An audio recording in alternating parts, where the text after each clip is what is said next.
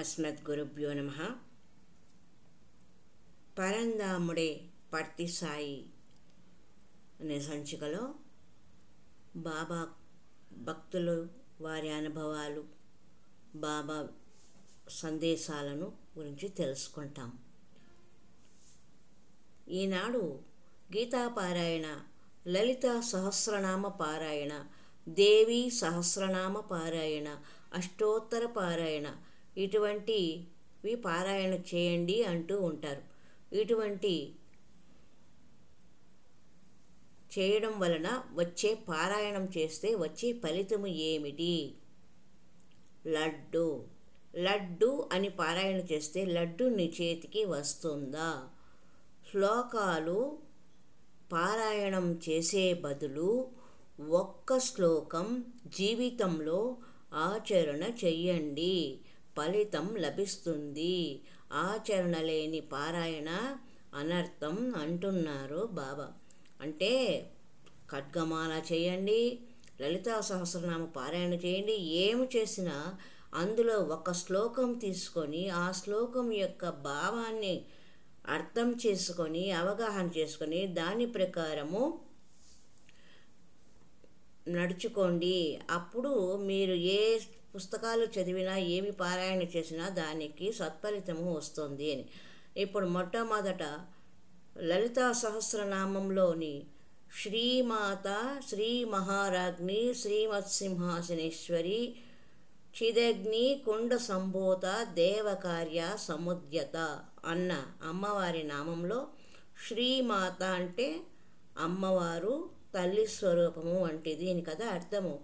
ఆ పదముకి మనము స్త్రీలైన వాళ్ళు మన జీవితంలోకి అన్వయించుకొని బతికినంత కాలము మనము అందరి పట్ల కరుణను, దయ, జాలి కలిగి ఉండాలి. సమస్త జీవుల పట్ల వాత్సల్యం కలిగి ఉండాలి. అప్పుడు శ్రీమాత అని మనము పలికిన దానికి అర్థము, పరమార్థం ఉంటుంది అని బాబావారి భావన. అంతేకాని చదవకూడదని కానీ, చదివితే వేస్ట్ అని కానీ చెప్పడం లేదు. మీరు ఏమి నేర్చుకున్నా అందులోని సారాన్ని గ్రహించి మీ నిత్య జీవితంలో వాటిని అందరికీ ప్రయోజనకరంగా మసులుకోండి అంటున్నారు. జపము, ధ్యానము, యోగము, స్మరణ, పారాయణ ఇలాంటివి చేస్తున్నారు. కానీ వీటికి పునాది ఏమి? త్యాగం, దయ, ప్రేమ, సహనం, సానుభూతి. ఇవి లేకుండా జపతపాలతో ఏమి సాధించగలము? సద్గుణాలు లేకుండా ఎంతసేపు ధ్యానంలో కూర్చున్నా మానసిక చంచలత్వమే తప్ప ప్రశాంతత పొందలేరు.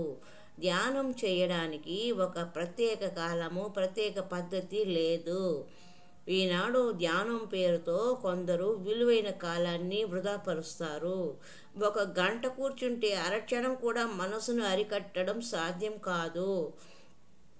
వృధాగా కాలాన్ని వ్యర్థం చేయక అన్ని పనులు చేస్తూ దైవాన్ని గురించి చింతించండి. మీరు ఏ పని చేస్తున్నా భగవన్ నామస్మరణతో చేస్తూ ఉంటే సరిపోతుంది అంటున్నారు. కొందరు ఏకాంతవాసం కోరి హరిద్వారో, హృషికేశో, తపోవనమో వెళ్తూ ఉంటారు. మనసును స్తంభింపచేస్తేనే ఏకాంతం. కానీ అరణ్యంలో ఉన్న మనసు ప్రపంచమంతా సంచరిస్తుంటే అది ఏకాంతం ఎలా అవుతుంది? అనేకాంతం అవుతుంది. సంకల్ప నిరోధమే సమాధి అని చెప్పారు. ఇతర రూపములు పూజించి వారిని నా మహిమలు, లీలలు చూసి నా పట్ల ఆకర్షితులయ్యేట్లు చేయకండి. ఎవరు ఏ రూపంలో పూజిస్తే ఆ రూపంలోనే పూజ చేసుకొని, అంతేకాని ఈయన గొప్ప, ఆయన తక్కువ అని మాత్రము చెప్పకూడదు. నాకు కీర్తి ప్రతిష్టల యందు ఆసక్తి లేదు, విమర్శల వల్ల బాధ లేదు, అన్ని రూపాలు నావే అని త్రికరణ శుద్ధిగా నమ్మాలి. భగవంతుడు ఒక్కడే, వివిధ రూపాలలో వారి వారి మనసులోని భావాలకు తగినట్లు దర్శనము ఇస్తూ ఉంటారు అనే భావన కలిగి ఉండాలి. ఒక కుటుంబం వారి యొక్క ఆరాధ్య దైవము దుర్గా అమ్మవారు. ఈ కుటుంబం వారు ఖండాంతరం కాల్చిన ఒక మహనీయుని పట్ల అత్యంత భక్తి విశ్వాసం కలవారు. ఎటువంటి సమస్య ఎదురున్నా మహనీయుని దర్శించి సలహా కోరేవారు. ఒకనాడు వారి కుటుంబంలో క్లిష్టమైన సమస్య ఒకటి ఎదురైనప్పుడు వారు ఈ మహనీయుని దర్శించి ఆ గురువుగారు ఈ విషయంలో స్వామిని దర్శించమని గట్టిగా సలహా చెప్పారట. కానీ వీరికి బాబా పైన సదభిప్రాయం లేదు. కానీ సాక్షాత్తు తమ ఆచార్య స్వామి వారే సలహా ఇచ్చినందువల్ల స్వామిని దర్శించడం తప్పింది కాదు. ఒకరోజు ఆ కుటుంబ యజమాని స్వామి దర్శనానికి కూర్చున్నారు. స్వామి ఆయనను ఇంటర్వ్యూకి పిలిచారు. ఇంటర్వ్యూ గదిలో ఆయనకు ఒక పెద్ద చిక్కు వచ్చి పడింది. స్వామి కన్నా తాను వయసులో పెద్ద, తనకన్నా చిన్నవారికి నమస్కారం చేయటం ఎలా? పోనీ వంగి చేద్దాము అనుకున్న సాంప్రదాయం ప్రకారం మొదటగా తన గోత్రనామాలు పరిచయం చేసుకోవాలి. పోనీ స్వామికి సంస్కృతం తెలుసా? ఇట్లా ఆయనకు మనస్సుతో సత్యసాయిబాబా వారిని ఏమాత్రము సదభిప్రాయం లేదు. కానీ వారి గురువు గారు చెప్పారు స్వామిని దర్శిస్తే మీ సమస్య పరిష్కారమని. అందుకని ఆయన వచ్చారు. వచ్చినందువల్ల బాబా కంటే ఆయన పెద్దవారిని నమస్కారం చేస్తే ఏమైనా సమస్య వస్తుందేమో అని ఇలా సవాలక్ష సందేహాలతో సంశయాలతో ఆయన ఉన్నారట.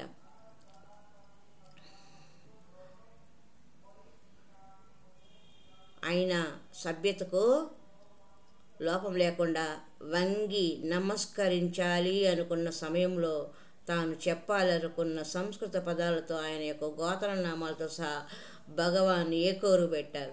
గంభీరమైన నాదము, స్పష్టమైన ఉచ్చారణ విని ఆయన సంభ్రమ ఆశ్చర్యాలతో ఒక మాట తలపైకి చూడగా ఆశ్చర్యం, అద్భుతం.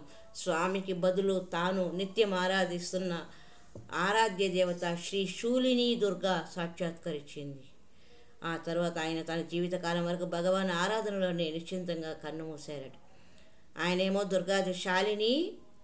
శూలిని దుర్గాను ఆరాధ్య దైవం అంట అయింది. ఆయనకు ఏదో సమస్య వచ్చింది. ఒక గురువు గారిని అడిగారు. ఆ గురువు గారు సత్యసాయిబాబా వారిని దర్శించుకుంటే మీ సమస్య పరిష్కారం అవుతుంది చెప్పారట.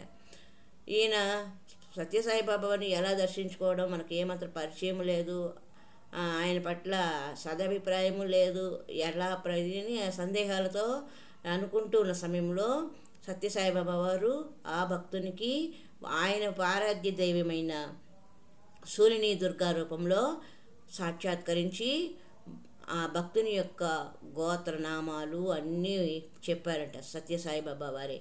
అప్పటితో ఆయనకు ఉన్న అనుమానాలు, సంశయాలను తీరిపోయి చివరి క్షణం చనిపోయే వరకు ఆ భక్తుడు సత్యసాయిబాబా భక్తుడిగానే మిగిలిపోయారట. ఇది ఒక భక్తుని యొక్క విశేషం. హరి ఓం తత్సత్.